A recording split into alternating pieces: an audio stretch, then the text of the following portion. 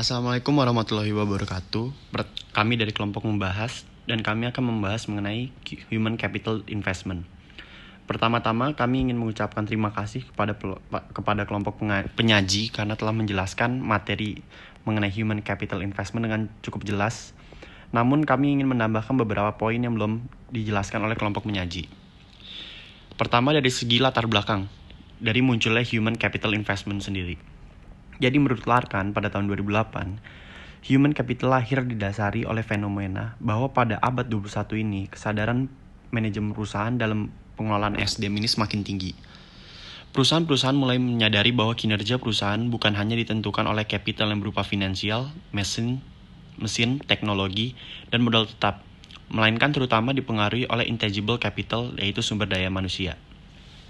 Jadi pada dasarnya setiap perusahaan itu memiliki dua jenis aset, yaitu tangible capital dan intangible capital. Di mana tangible capital ini merupakan suatu aset yang berwujud seperti yang sudah dijelaskan di atas, yaitu berkaitan dengan finansial, yaitu shareholders offer, lalu mesin, lalu teknologi dan modal tetap. Di mana aspek-aspek ini merupakan dasar untuk menjalankan perusahaan sendiri. Namun, terdapat juga intangible capital, yaitu seperti copyright, dan lain-lain. Dan salah satunya merupakan sumber daya manusia, di mana sumber daya manusia kita maksud di sini bahwa manusia itu memiliki value atau nilai yang lebih dari sekedar mengeksekusi dari sebuah pekerjaan. Namun, manusia tidak hanya memiliki fisik untuk melakukan pekerjaan tersebut, namun juga memiliki pengetahuan dan skill yang sangat berguna bagi perusahaan. Di mana dengan soft skill yang dimiliki manusia dapat memiliki ide-ide dan gagasan yang dapat membantu perusahaan untuk mencapai tujuan dari organisasi tersebut. Sehingga dari abad 21 inilah perusahaan mulai menyadari bahwa manusia merupakan aset paling penting yang dimiliki oleh perusahaan. Karena jika kita bicara mengenai revolusi industri 4.0, maka jika kita melakukan digitalisasi dalam proses produksi merupakan sebuah perangkat untuk melakukan produksi tersebut. Namun otak dibalik semuanya adalah manusia, sehingga manusia memiliki peran penting dalam tiap perusahaan yang ada untuk mencapai tujuannya. Sedangkan menurut Jack Fitz-Enns pada tahun 2009, human capital muncul akibat dari pergeseran peran sumber daya manusia dalam organisasi dari sebagai beban menjadi aset atau modal. Konsep human capital menggagas nilai tambah yang dapat diberikan oleh karyawan kepada organisasi tempat mereka bekerja. Jadi sebelum era ini, manusia dianggap sebagai tangan dan kaki yang hanya mampu melakukan pekerjaan secara operasional saja. Namun yang tidak disadari bahwa manusia juga memiliki skill dan pengetahuan yang dapat melahirkan ide-ide gagasan yang baru seperti yang sudah saya jelaskan. Sehingga berkaitan dengan poin pertama yang tadi saya sudah jelaskan, bahwa perusahaan mulai menyadari bahwa manusia memiliki peranan yang sangat penting bagi keberlangsungan dari perusahaan itu tersebut. Lalu kita berbicara mengenai konsep. Jadi seperti sudah saya jelaskan bahwa sumber daya manusia dan dengan kinerja bisnis itu memiliki kaitan yang erat dan memiliki dua aspek penting, yaitu human capital dan value. Di mana human capital atau sumber daya manusia sendiri ditentukan oleh pengetahuan yang digunakan untuk menciptakan nilai bagi organisasi.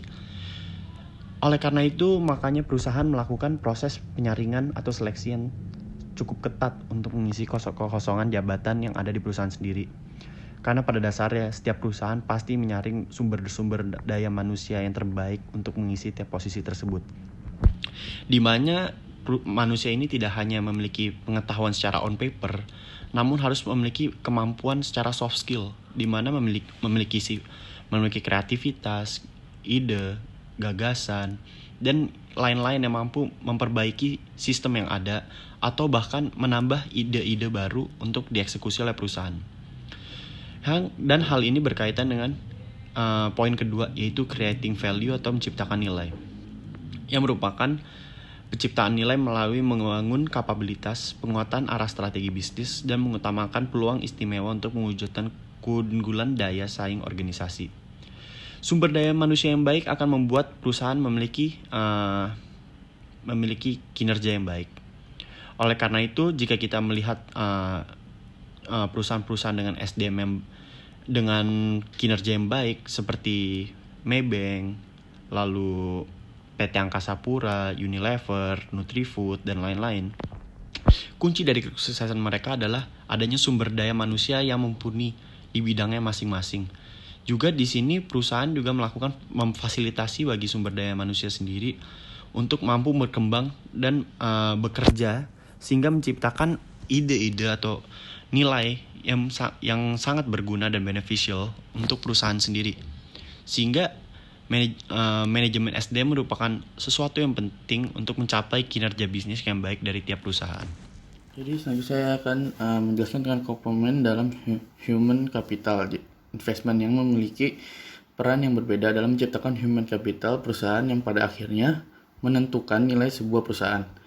Kelima komponen tersebut yaitu individual capability, individual motivation, organizational climate, work group effectiveness, dan leadership.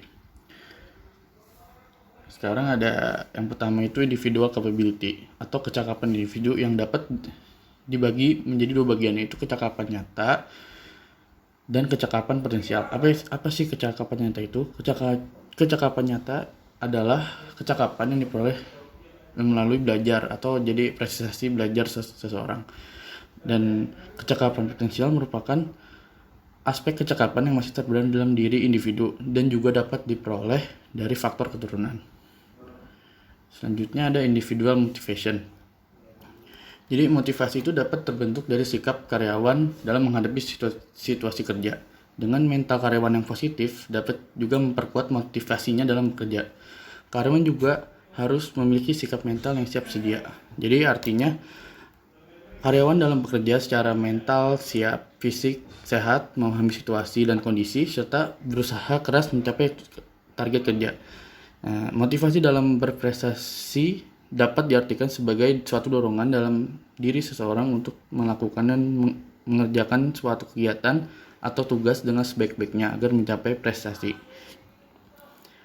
Selanjutnya ada organization climate atau budaya organisasi. Budaya organisasi adalah sistem nilai organisasi yang dianut oleh anggota organisasi yang kemudian mempengaruhi cara bekerja dan berperilaku dari para anggota organisasi. Sehingga suasana kerja yang kondusif akan mendorong karyawan untuk memberikan kontribusi yang maksimum kepada perusahaan. Yang keempat ada work group effectiveness. Work group effectiveness atau efektivitas tim kerja didasarkan pada dua hasil produktif dan kepuasan pribadi. Kepuasan itu berkenaan dengan kemampuan tim untuk memenuhi kebutuhan pribadi para anggotanya dan kemudian akan meningkatkan tingkat loyalitas masing-masing individu terhadap tim kerja. Yang kedua itu hasil produktivitas berkenaan dengan kualitas dan kuantitas hasil kerja seperti yang didefinisikan oleh tujuan-tujuan tim, yaitu konteks organisasional, struktur, strategi, lingkungan, budaya, dan sistem penghargaan. Yang terakhir adalah leadership. Jadi menurut Nasarik dalam Abdus Salam tahun 2008, kepemimpinan adalah pengaruh antara pribadi dalam situasi tertentu dan langsung memulai proses komunikasi untuk mencapai satu atau beberapa tujuan tertentu. Dan sedangkan Schertgord, Helmholtz, dan Kunz dalam Abdus Salam 2008 mengatakan kepemimpinan adalah sikap pribadi memimpin pelaksanaan aktivitas untuk mencapai tujuan yang diinginkan. Selanjutnya juga beliau mengatakan karakteristik seorang pemimpin dapat didasarkan kepada prinsip-prinsip seperti seseorang yang belajar seumur hidup, berorientasi pada pelayanan, dan membawa energi yang positif. Berikutnya saya ingin menjelaskan tentang investasi melalui pendidikan. Pertama-tama saya ingin memaparkan apa sih urgensi pendidikan dalam perekonomian. Sebenarnya ada 3 perihal yang menjadi concern utama kenapa pendidikan menjadi jalan bagi pengembangan sumber daya manusia atau investasi sumber daya manusia itu sendiri. Yang pertama, Pendidikan yang tinggi memperluas pengetahuan masyarakat dan mempertinggi rasionalitas mereka. Tentu saja pendidikan yang diberikan kepada sumber daya manusia akan meningkatkan kualitas terhadap manusia itu sendiri, tidak terkecuali rasionalitas mereka atau jalan mereka berpikir. Sehingga pendidikan yang tinggi akan berbanding lurus dengan kapabilitas atau kemampuan oleh sumber daya manusia yang tinggi pula. Yang kedua, pendidikan memungkinkan masyarakat untuk mempelajari pengetahuan yang bersifat teknis. Manusia memang dibekali dengan pengetahuan umum atau pengetahuan general dalam hidup. Namun pendidikan memberikan pengajaran yang lebih kompleks atau lebih spesifik terhadap suatu hal. Oleh karena itu, untuk menuntut majunya sumber daya manusia, maka diperlukan adanya investasi melalui pendidikan. Yang terakhir, pengetahuan yang bisa menjadi pembaharuan bagi ilmu itu sendiri. Tentu saja pendidikan atau pengetahuan merupakan suatu hal yang sangat liquid atau fleksibel, di mana seiring berjalannya waktu selalu ada perubahan-perubahan atau pembaharuan yang menjadikan pendidikan itu semakin baik dan baik. Dengan banyaknya atau dengan tingginya tingkat investasi melalui pendidikan, maka ilmu pengetahuan itu sendiri akan menjadi lebih berkembang ke arah yang lebih modern dan baik. Berikutnya saya ingin menjelaskan teori hukum kapital. Teori hukum kapital ini merupakan asumsi dasar bahwa seseorang dapat meningkatkan penghasilan melalui peningkatan pendidikan setiap 1 tahun sekolah. Berarti di satu pihak meningkatkan kemampuan kerja dan tingkat penghasilan seseorang, tetapi di pihak lain menunda penerimaan penghasilan selama 1 tahun dalam mengikuti sekolah tersebut. Contoh konkretnya adalah yang sedang kita lakukan sekarang, di mana kita lebih memilih untuk melanjutkan studi di tingkat strata 1 untuk mendapatkan gelar, sehingga pendapatan yang bisa kita dapat nantinya akan lebih baik jika kita dibanding kita bekerja dari pendidikan sekolah menengah atas. Lalu fungsi pendidikan. Investasi dalam bidang pendidikan memiliki banyak fungsi. Selain fungsi teknis, ekonomis, yaitu fungsi sosial kemanusiaan, fungsi politis, fungsi budaya, dan juga fungsi kependidikan. Bisa dilihat di bagian yang sebelah kiri. Pendidikan itu berdampak tidak hanya kepada sumber daya manusia itu sendiri, tetapi dia juga bisa berdampak terhadap kemiskinan, di mana ekonomi bagi masyarakat yang memiliki pendidikan tinggi akan semakin meningkat. Dengan berkurangnya kemiskinan, maka perbaikan gizi dan tumbuh kembang anak pun semakin lebih baik. Selain itu, akan berdampak juga terhadap investasi sektor sosial maupun meningkatkan produktivitas yang berujung kepada peningkatan kualitas SDM yang sedang digadang-gadang oleh pemerintah saat ini. Yang terakhir, investasi melalui pendidikan. Pendidikan itu sendiri mempunyai tujuan yang lebih dari mempersiapkan seorang pekerja yang produktif. Pendekatan humanisme menuntut proses pendidikan sebagai suatu proses total untuk mengembangkan manusia seutuhnya. Pendidikan itu sendiri berfungsi untuk membina kemanusiaan atau human being, di mana pendidikan berfungsi selain menjadikan manusia itu lebih manusia atau lebih manusiawi dengan adanya pendidikan. Pendidikan juga memiliki fungsi sebagai human resource, yaitu sebagai fungsi pengembangan atau perluasan jati diri manusia itu secara konkret, di mana memasuki era kehidupan baru seperti kompetitif dan employability merupakan sebuah faktor yang menjadi faktor utama bagi baiknya tingkat sumber daya manusia. Jadi sekarang saya akan menjelaskan mengenai studi kasus dari materi yang kami bawakan, yaitu mengenai Human Capital Investment. Di sini studi kasus yang kami bawakan itu merupakan dari PT Unilever Indonesia Tbk. Lalu di sini dapat kita lihat ada struktur bagian dari perusahaan dari PT Unilever itu sendiri, di mana pemegang kendali dari perusahaan tersebut PITG, yaitu ada Rapat Umum Pemegang Saham atau RUPS, di mana di bawahnya terdapat bagian yang melakukan pengoperasian dari perusahaan itu, yaitu dari bagian direksi atau board of directors yang terdiri dari presiden direktur yang langsung membawahi direktur-direktur yang dibantu oleh sekretaris perusahaan dan juga audit internal. Lalu di samping itu ada dewan komisaris yang bertugas sebagai pengawas dari kinerja direksi, yang di bawahnya kemudian membawahi komite audit dan komite nominasi dan remunerasi. Lalu setelah tadi sudah dijelaskan oleh teman-teman saya juga, kemudian saya akan menjelaskan mengenai dari human capital investment, di mana terdiri dari 3 poin, yaitu orientasi atau pengenalan, pelatihan, dan juga pengembangan. Di sini saya akan menjelaskan mengenai orientasi terlebih dahulu atau pengenalan. Jadi tujuan utama dari dilakukannya orientasi oleh sebuah perusahaan adalah perusahaan melakukan tahapan orientasi untuk memperkenalkan budaya dari perusahaan tersebut kepada karyawan baru, sehingga karyawan tersebut mampu beradaptasi dengan lingkungan yang akan dibawakan oleh perusahaan tersebut. Jadi pendekatan yang dibawakan oleh PT Unilever itu sendiri dalam melakukan proses orientasi terhadap karyawan baru adalah dengan menggunakan pendekatan manajemen budaya organisasi, di mana dengan pendekatan ini pengembangan dengan tidak hanya mengasah intelektualitas dan keahlian karyawan, melainkan juga dengan mendekati secara emosional dengan menyentuh hati karyawan.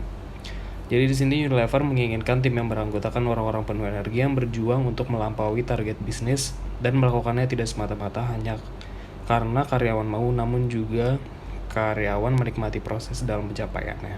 Jadi sebenarnya tujuan dari diterapkannya pendekatan manajemen budaya organisasi ini adalah untuk meningkatkan sense of belonging dari karyawan baru terhadap perusahaan Unilever, sehingga karyawan baru yang nantinya akan bekerja di Unilever akan bekerja dengan sepenuh hatinya, bukan karena disuruh. Lalu berikutnya saya akan menjelaskan mengenai training atau pelatihan yang diterapkan oleh PT Unilever. Di sini Unilever menerapkan terdapat dua jenis training atau pelatihan yang digunakan oleh Unilever kepada karyawan baru.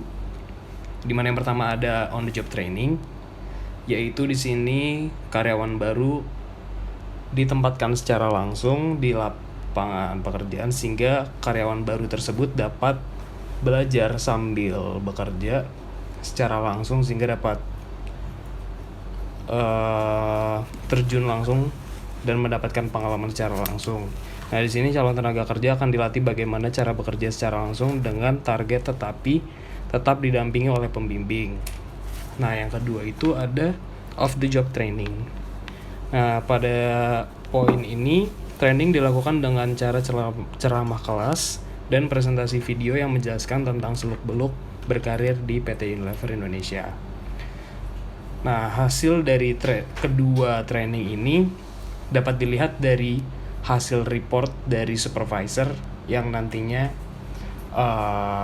akan diberikan, dan di situ kita juga bisa melihat bagaimana cara karyawan baru beradaptasi pada lingkungan Unilever yang baru dan bagaimana kinerja karyawan baru tersebut. Lalu di sini ada 4 poin yang ditekankan oleh Unilever Indonesia pada saat melakukan pelatihan atau training.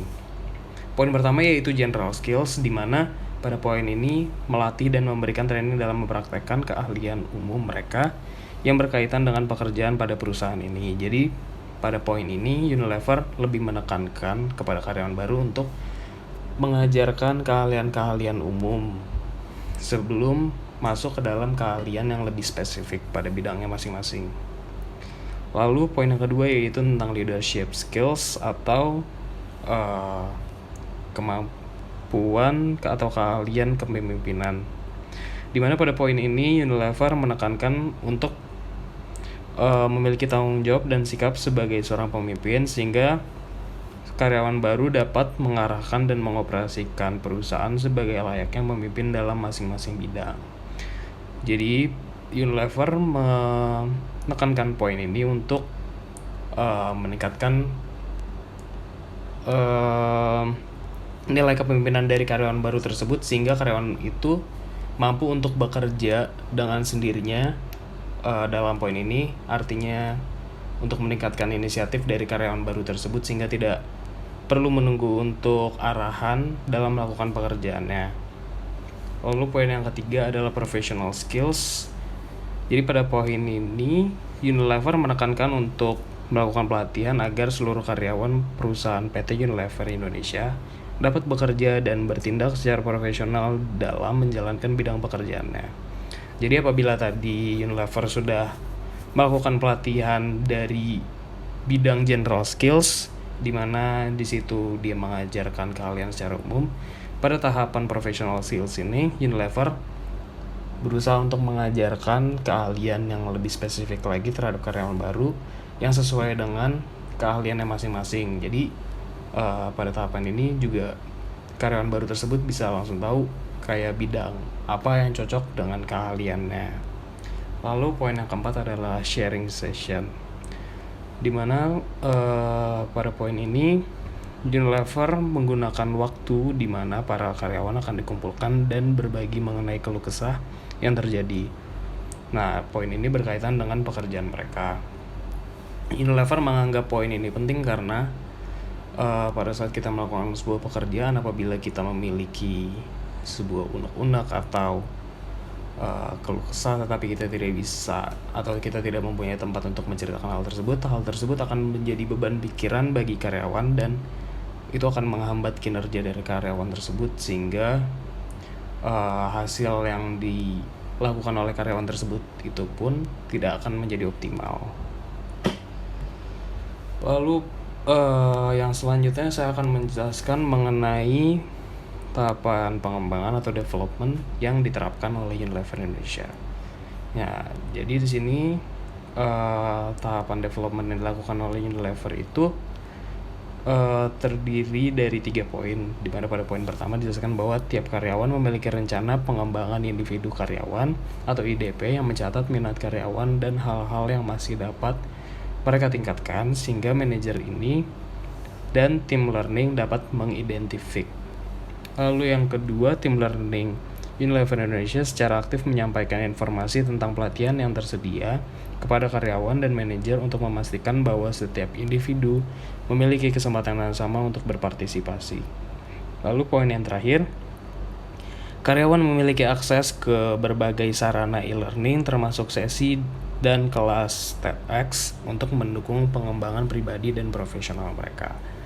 Jadi pada dasarnya proses pengembangan atau development yang dilakukan oleh sebuah perusahaan itu lebih difokuskan atau ditujukan kepada karyawan sehingga karyawan tersebut dapat terus berkembang dan tidak dapat berkembang secara dinamis dan tidak statis sehingga karyawan tersebut dapat terus menyamai dengan perkembangan yang terjadi pada lingkungan eksternal dari perusahaan.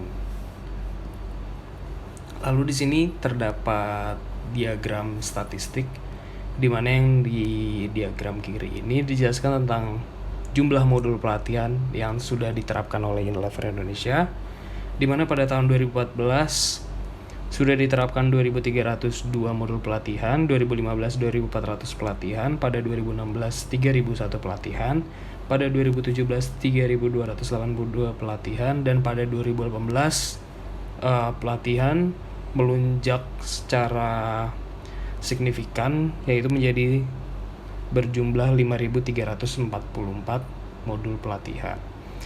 Pada diagram yang di sebelah kanan, di situ dijelaskan mengenai jumlah pelatih internal yang disediakan atau di-provide oleh PT Unilever Indonesia. Jadi pada 2014 terdapat 1.877 pelatih, pada 2015 terdapat 2.040 pelatih, 2016 2.773 pelatih, 2017 3.184 pelatih, dan pada tahun 2018 terdapat 3.678 pelatih. Lalu di sini ada tabel pelatihan Unilever. Di situ disebutkan terhadap jenis pelatihan yang diterapkan, ada rincian dari pelatihan yang diterapkan tersebut, tujuan dari pelatihan tersebut, jumlah peserta, lalu ada nama pelatihan dari pelatihan tersebut. Lalu di sini kami ada pertanyaan dari kelompok kami terhadap kelompok penyaji. Di sini kami terdapat 4 pertanyaan, di mana pertanyaan pertama yaitu bagaimana upaya ideal yang dibutuhkan dalam membangun sistem human capital yang berlandaskan asas connect to people, mengingat banyak perusahaan yang gagal karena terlalu fokus terhadap sistem bukan manusianya. Lalu pertanyaan kedua, secara umum investasi yang terbaik yang dapat dilakukan oleh perusahaan adalah dengan cara memberikan wujud pelatihan 2 arah yang dilakukan oleh perusahaan itu sendiri. Namun bagaimana dalam kasus etika ketika investasi yang diberikan oleh perusahaan berupa beasiswa bagi para pekerjanya untuk melanjutkan studi? Apakah hal tersebut terhitung efektif dan menguntungkan bagi perusahaan? Jelaskan. Lalu pertanyaan yang ketiga, dalam menjelaskan Human Capital Strategic Initiative, apa saja tantangan yang dihadapi PT Angkasa Pura, mengingat Human Capital Strategic Initiative memiliki 3 aspek yang cukup sulit untuk dikendalikan. Lalu pertanyaan terakhir, bagaimana proses pengembangan yang dilakukan oleh PT Angkasa Pura terhadap karyawan baru yang tidak memiliki potensi yang baik? Karena program pengembangan yang dilakukan oleh Angkasa Pura, yaitu Airport Officer Development Program atau AODP, hanya diterapkan terhadap karyawan baru yang memiliki potensi sebagai calon pemimpin perusahaan saja. Padahal proses development atau pengembangan pada umumnya diterapkan oleh perusahaan agar kemampuan karyawan dapat terus berkembang dan bersaing, sehingga hal tersebut menjadi aspek yang krusial untuk dilakukan dalam rangka human capital investment. Sekian presentasi dari kelompok kami, kurang lebihnya mohon maaf. Terima kasih.